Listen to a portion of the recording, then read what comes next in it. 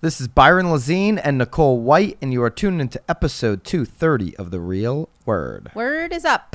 The Real Word, which is getting some more big-time notoriety. How do you feel about it? I feel great. We're going to talk about it at the end. This morning. I like it. The marketeer of the like week. You have like a new girlfriend or something. By the way, Nicole, here on episode 230, we're going to talk about that. Mm-hmm.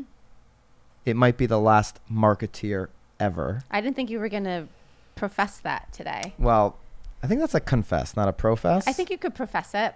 You could profess or what does profess mean? Well, confessing means like you're like it's a like you're confessing. Okay, yeah. Profess is like you're putting it out there. Yeah. So maybe you are right. I'm not. Maybe Haley can Google those real quick. Let us know in the comments if it would be professing, talking into the future. I guess that would make sense. No, it's not into like you're putting it out. Like you're professing. Like you're professing. Like I feel like you hear it a lot when you're professing your love. Like you're like.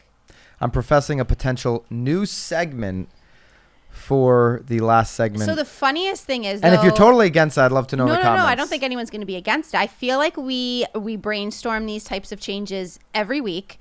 And then it's like next week, like it's going to be 10 minutes before the show, and you're going to be like, "Shit, what did I say I was going to do?" I want to get some feedback. What do you think? We have a lot of marketing content going out with BAM. You could certainly watch, which we're going to talk about later in the show, over AskPod, and get a lot of marketing stuff there. Mm-hmm. Walkthrough, we usually do a marketing segment. So I got a new twist on maybe not a marketeer, but we've got a special marketeer because it actually involves us. You usually use the P word, and it makes me a little nervous.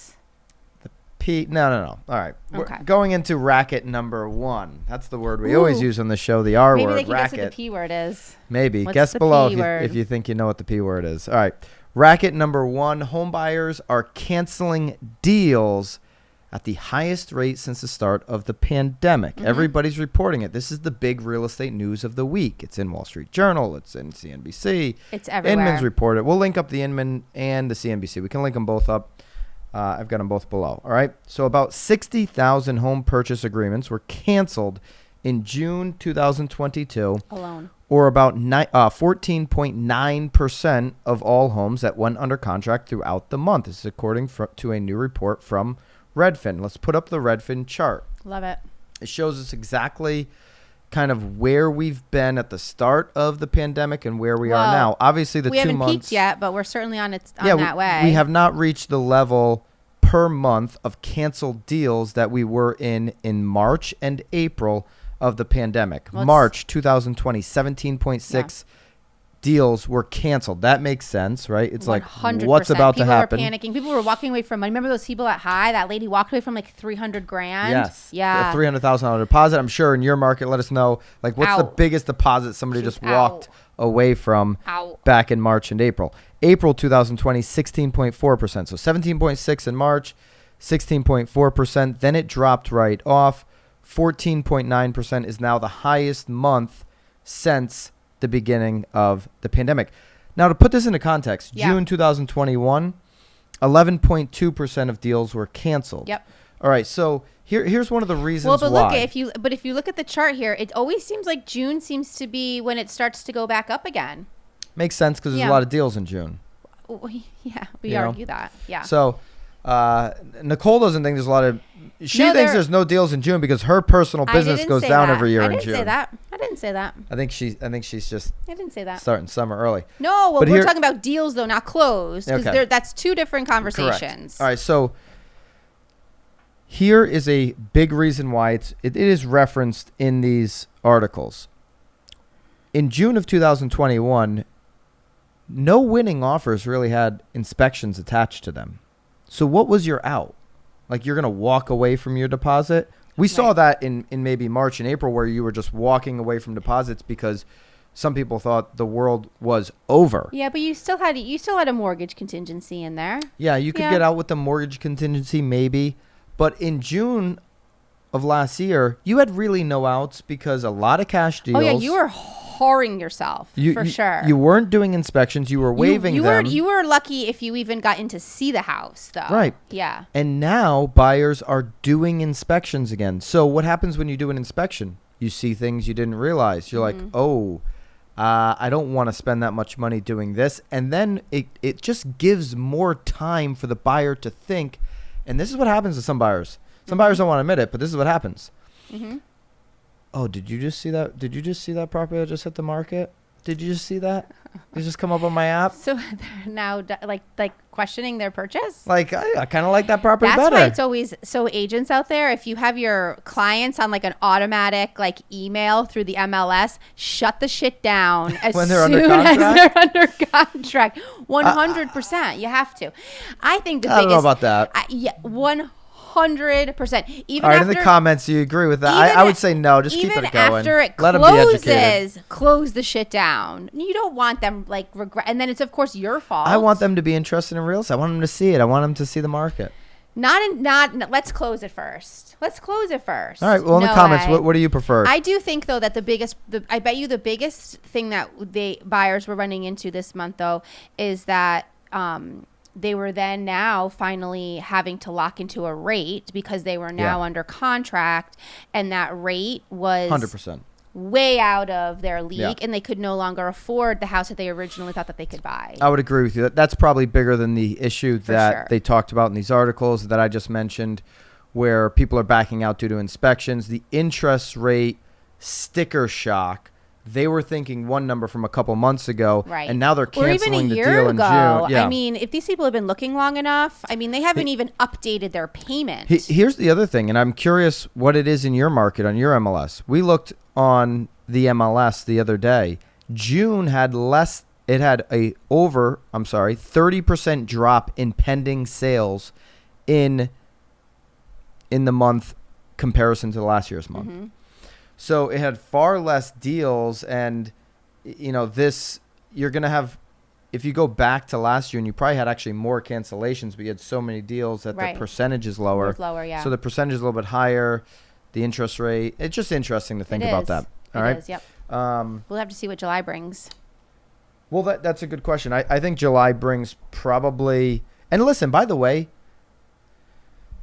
depending on your market, right? 15%, depending on your market, depending on your price point that you work, depending on your experience in real estate, 15% for your business personally listening could be a natural fallout number.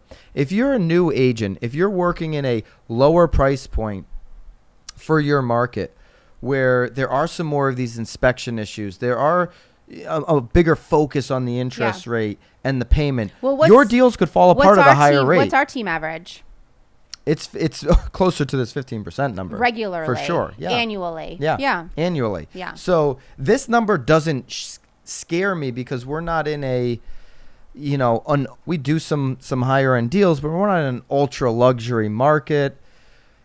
And maybe somebody in the ultra luxury market's like, my rate's high. I don't know. I'm just saying that it's market dependent and it's agent experience dependent. 100%. We have a lot of new agents. We're training agents. And then sometimes when they're dealing in that lower price point, again, you've got all these different variables where it makes more sense to educate the client out of the deal 100%. and go find another deal. For sure. So yeah.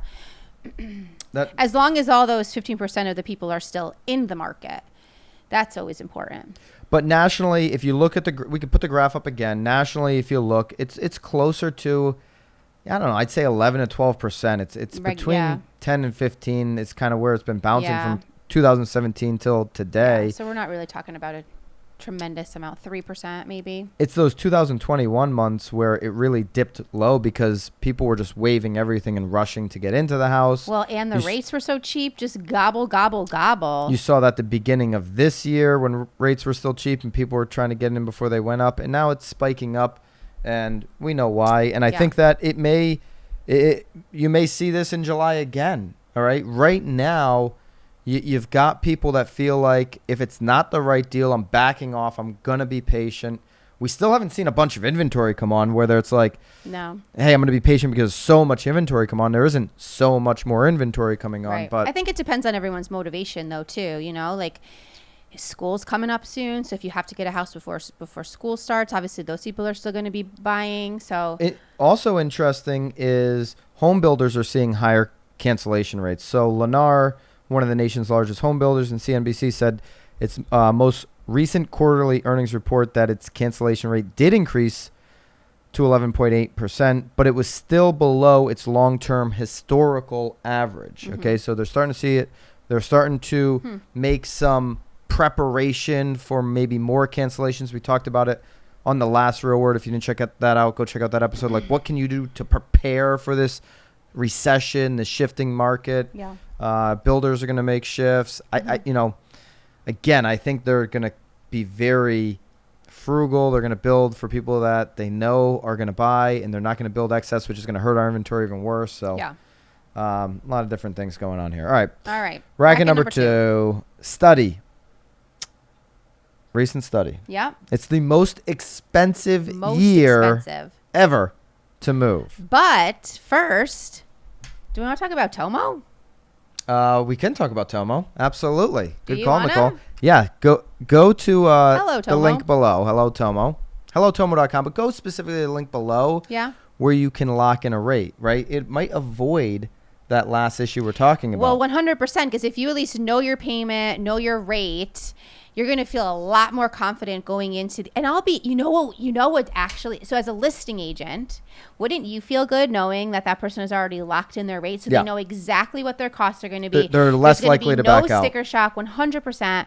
So, I mean, even coming in with them knowing that a rate is locked too, because on a lot of people's contracts too, that you put in, the percentage rate and all too as a contingency. So in the link below, you can sign in as an agent. You can connect with Tomo. They've got deals in different markets. They're generating leads. They got the best tech in the industry, and they got this product, the Lock and Shop, which will allow your buyer to lock in for 120 days so that they can go shopping with peace of mind. And to Nicole's point, the seller would have the peace of mind. So go to the link below, Lock and Shop Tomo. Hey guys, appreciate you checking out this episode of The Real Word. If you want the full episode, go over to the Broke Agent YouTube. That's where we're hosting the full podcast. If you want to continue to see the segments broken out and the short clips, stay right here on The Real Word YouTube.